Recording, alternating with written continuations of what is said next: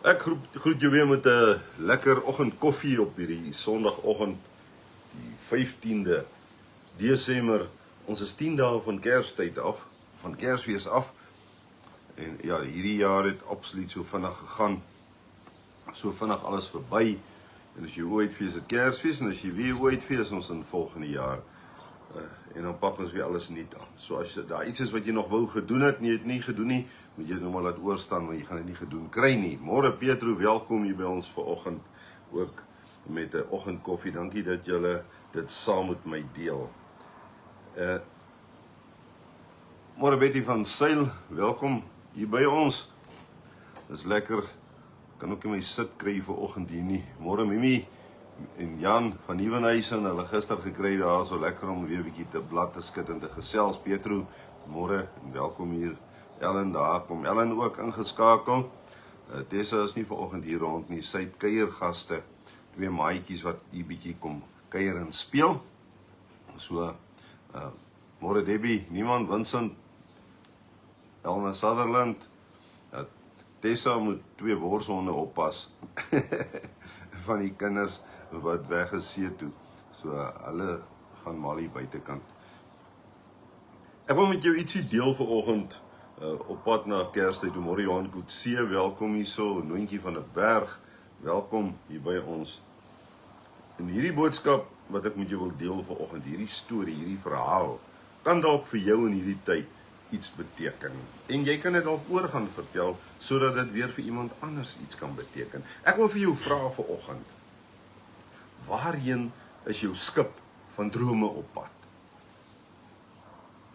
In hierdie tyd, in ons op pad na Kersfees toe, waarheen is jou skip van drome op pad? En dan deel ek met jou dadelik Matteus 9 vers 13, waar Jesus sê, ek het nie gekom om mense te roep wat op die regte pad is nie, maar die sondaars. Môre Drika Kunda, uit Bultfontein uit, welkom hier. Weet, hy het ook by geleentheid gesê, hy is nie hier om gesonde mense te kom, maar die siekes. Hy sê, ek het nie gekom om mense te roep wat reeds op die regte pad is nie, maar die sondaars. Môre Steven Walters, welkom hier. Kersfees is 'n tyd van besluite. Waar gaan ons wees hierdie Kersfees? Ek sien vanoggend vroeg waar families al klaar die dinge uitsorteer. Hierdie jaar is dit ons jaar, dan is almal daar by mekaar. En so deel ons dit uit. Môre het die bam daar uit Hartenbos uit gister met haar gesels ook daar in Hartenbos.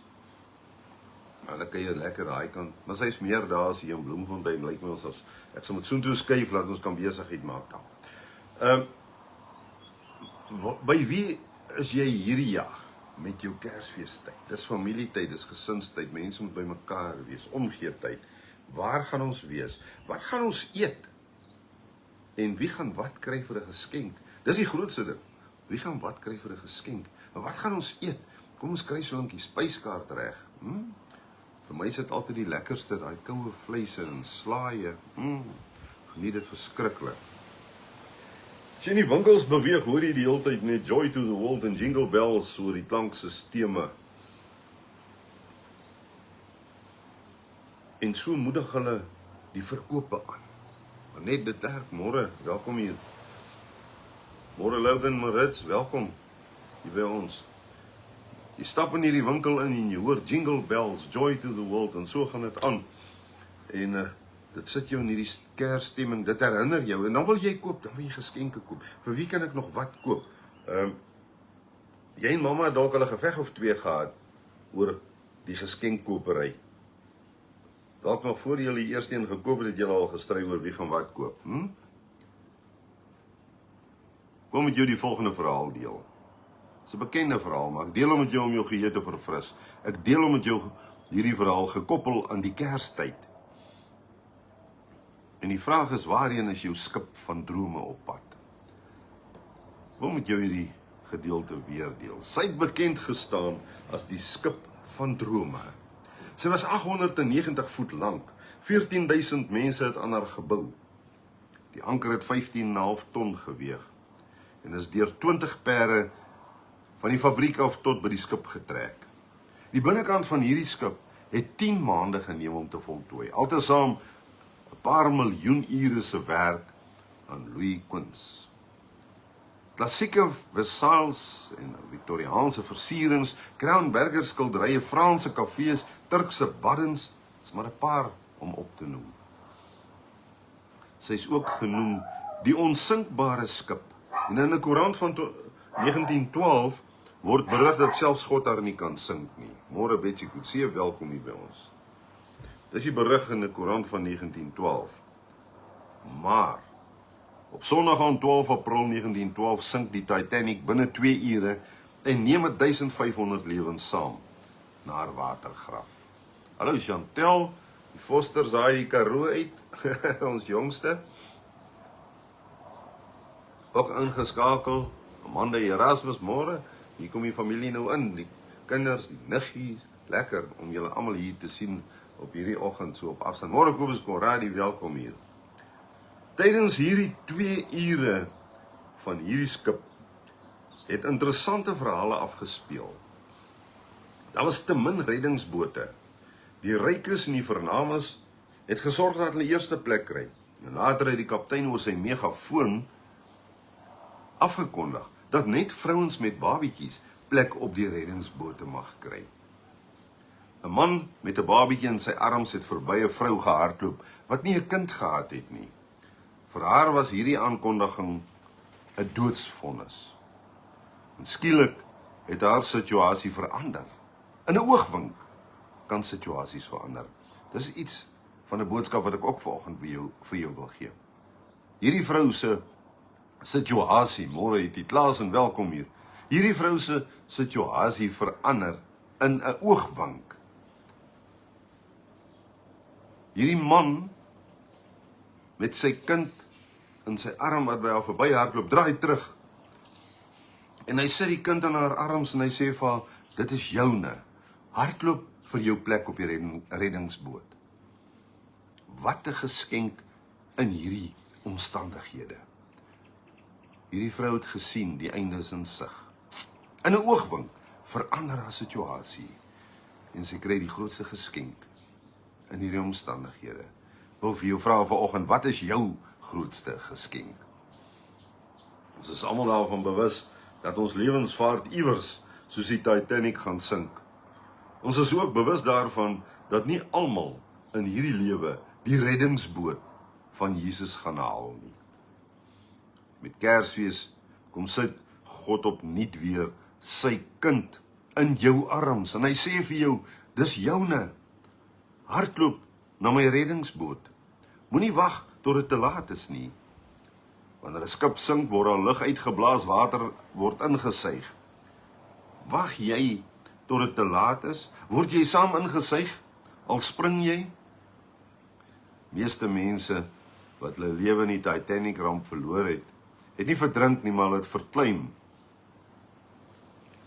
Nou, wie wil in koue water ronddobber as Jesus reeds vir jou 'n plek op sy onsinkbare reddingsboot voorberei het? Die omstandighede kan in 'n oogwink verander. Ek wil vir jou sê vanoggend, miskien is daar vandag iemand waaroor jy baie bekommerd is, of wonder waar hulle welvaart hulle aan die einde van nog 'n jaar bring. En een van twee goed wees. Jy is bekommerd oor hierdie mense. Al gaan dit materieel goed met hulle, is jy dalk bekommerd oor waar hierdie welvaart hulle aan die einde van nog 'n jaar gaan bring. Miskien sukkel jy ook soms, soos ek, om geskenke te koop. En dan wonder jy wat jy vir daardie een sal koop hierdie jaar. Ek wil vir jou sê vanoggend, as jy wonder watter geskenk jy kan gee vir daai persoon oor wie jy bekommerd is, of vir daai persoon vir wie jy so omgee, wil ek vir jou sê, gee hierdie Kersfees, hierdie reddingsverhaal vir daardie persoon as 'n geskenk. Sit Jesus in die arms van mense wat oop besig is om te sink. Dis die beste geskenk wat uitgedeel kan word. Beste geskenk wat aan iemand se arms gesit kan word. God het gekom en hy sit sy seun in jou arms en hy sê vir jou, dis joune, hardloop vir die reddingsboot. Jy kan dit vanoggend ook doen. Sit Jesus in die arms van mense wat oop besig is om te sink. Dis alwaaroor Kersfees gaan. Mag dalk daardie persoon se grootste geskenk wees in sy lewe wat hy nog gekry het. Ek wil vir jou sê, sonder Jesus is hierdie 15 ton anker van die Titanic te lig. Daarom is my wense vir elkeen dat julle reeds plekke op God se reddingsboot het. Miskien kyk 'n mens oor die feestyd met ander genade na jouself, na jou familie, die natuur en almal rondom jou. Miskien is dit een van daardie laaste oorblywende wonders van feestyd.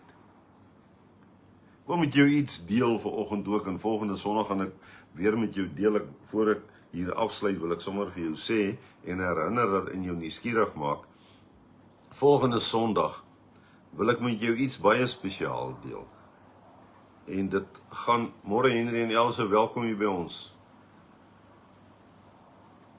Lig in die nevels.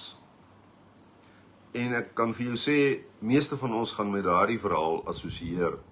Dis 'n verhaal geskryf deur Anneliese Peppler. Hy het Frans Hoek uit. En sy het hom vir my gegee en sy het vir my gesê, versprei hom. En ek gaan hom volgende Sondag met jou deel. Lig in die nevels. En iewers gaan ek en jy assosieer met daardie verhaal oor Kerstyd.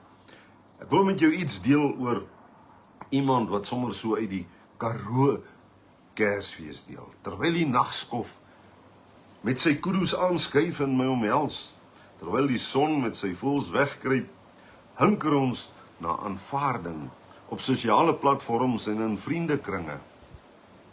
Soms tot ons eie faal. Ten spyte van uitdagings kom die son weer op oor die Karoo vlaktes en kry elkeen van ons weer opnuut kans vir reg doen en reg leef. Feestyd kom nader. Die wonder dwaal. Weet ek wel, dit bring opnuut weer genade. En daarmee groet ek jou vanoggend. Onthou volgende Sondagoggend. Dis 'n spesiale verhaal hier op 'n oggendkoffie wat ons gaan deel. Mooi loop.